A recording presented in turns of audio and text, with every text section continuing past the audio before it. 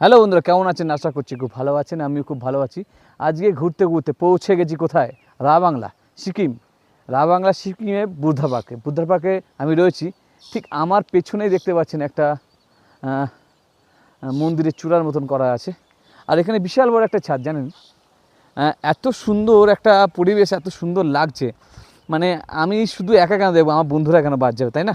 এই জন্য আমি চিন্তা করলাম আমার বন্ধুদেরকে দেখাই আমি। তো আজকে দেখাবো একটা বিশাল বড়, দেখতে পাচ্ছেন, বুদ্ধ মূর্তি। ঠিক এরকম একটা বুদ্ধ মূর্তি। আর আমরা কিন্তু ঠিক গাছে নেই, নিচুতে নেই, অনেকটা উঁচুতে রয়েছি। নিচে আরও, নিচে কিন্তু আরও কেউ দেখতে পাবেন। এই ঘোরাচ্ছি, দেখতে পাবেন,